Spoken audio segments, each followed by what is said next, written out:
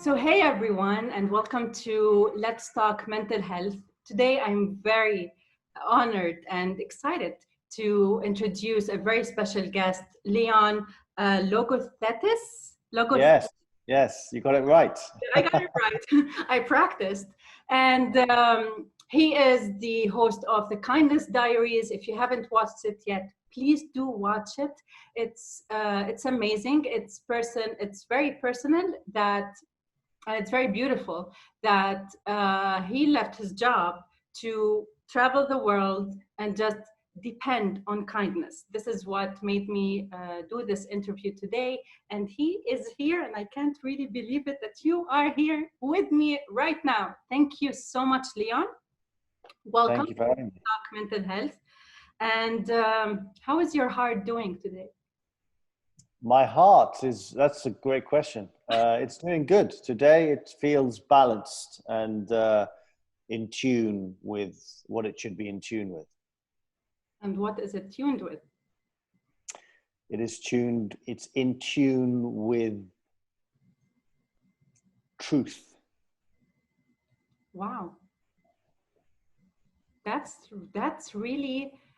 requires a lot of inner peace to be aligned with heart and truth.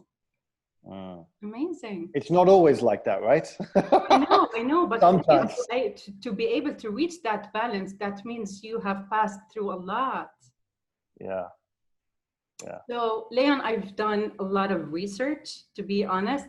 So let's start with something I've heard you say in one of your talks. You do motivational talking, and you said, kindness is simply making someone feel less alone. Yes. So why did you choose that among everything that kindness is defined by? Well, as a kid, I felt very, very alone. As a kid, I felt unseen. I felt like I had no value. I felt like the people that were entrusted with my heart did not see it. And I experienced profound brokenness for many, many years. And I had a teacher, I share this story all the time, but it's just, it is what it is. I had a teacher who really made me feel like I had value. And I never forgot that experience. When I was, years after having spent time with this teacher, I felt her presence.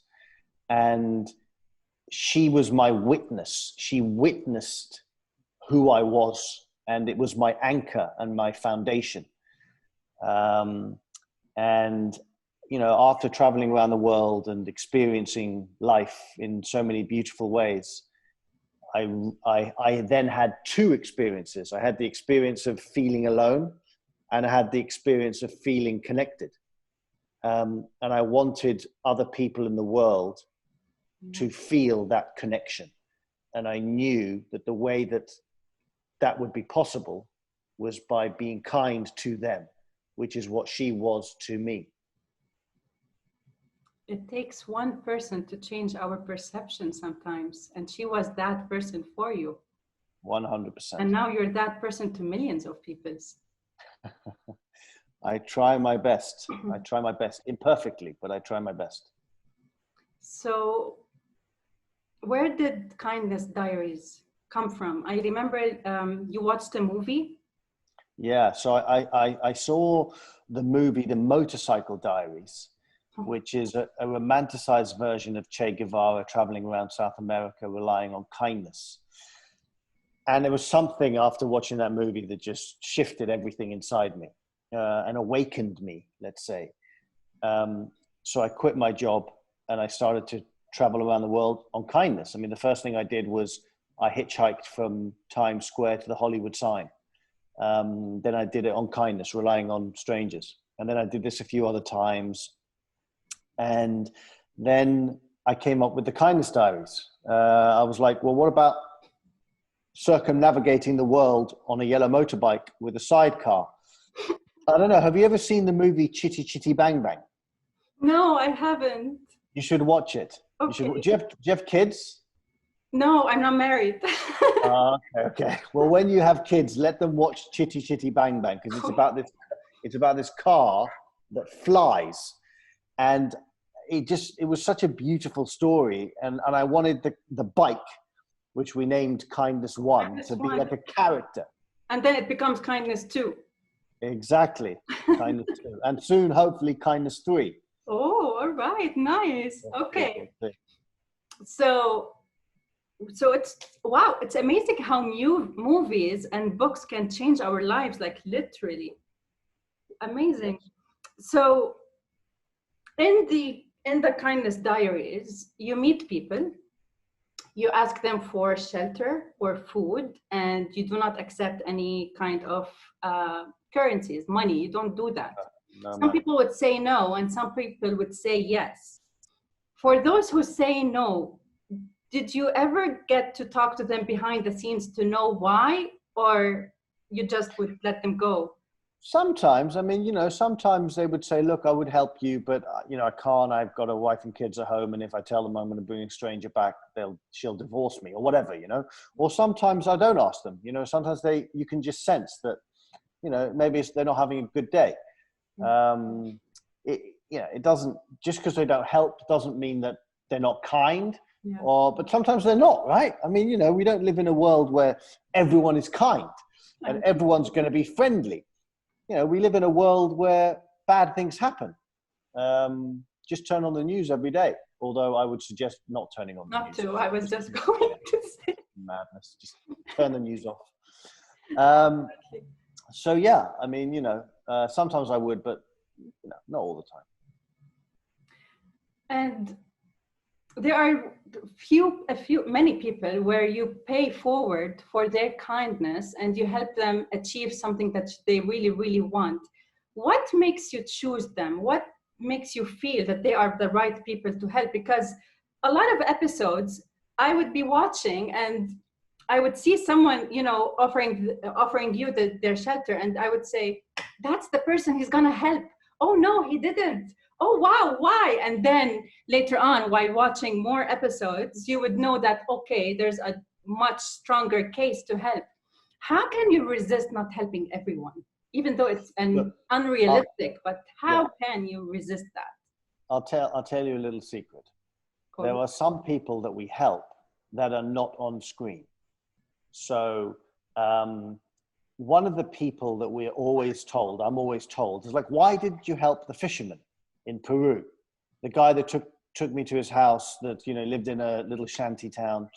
I didn't help because I couldn't understand Spanish, right? But when I watched the footage and I realized how magnificent a human being he was, we went back and we helped him.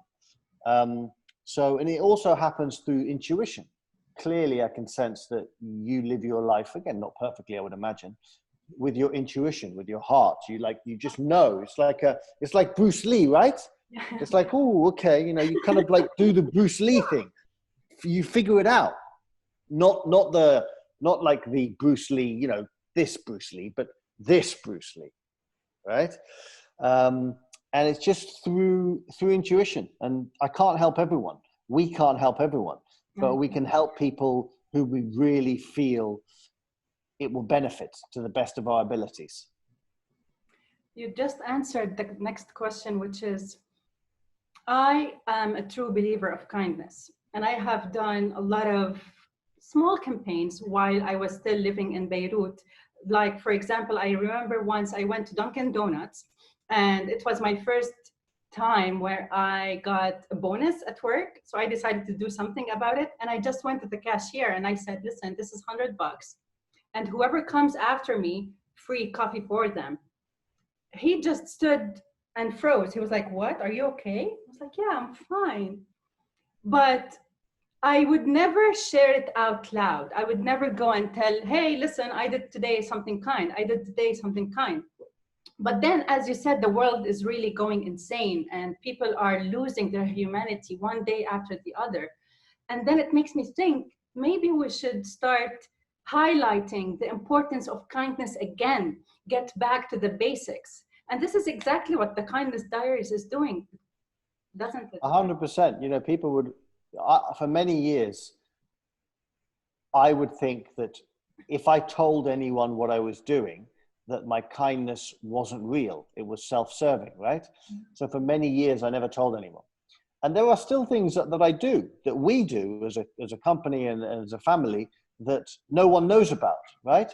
But there are moments, like with the Kindness Diaries, where you can do things and you can awaken someone's sense of their own humanity. Yeah. And it would be wrong, I think, to not do that. Yeah.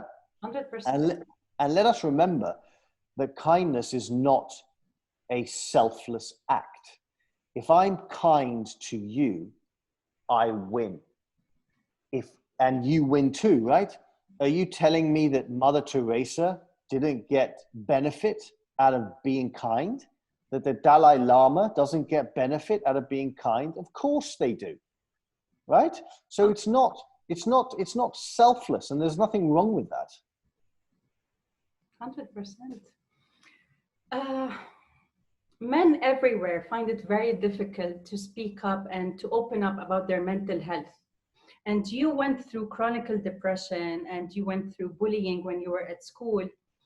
And you said many times that you were at some point in your life that you were wearing a mask, that everything is fine, I'm okay, while in reality, things were not.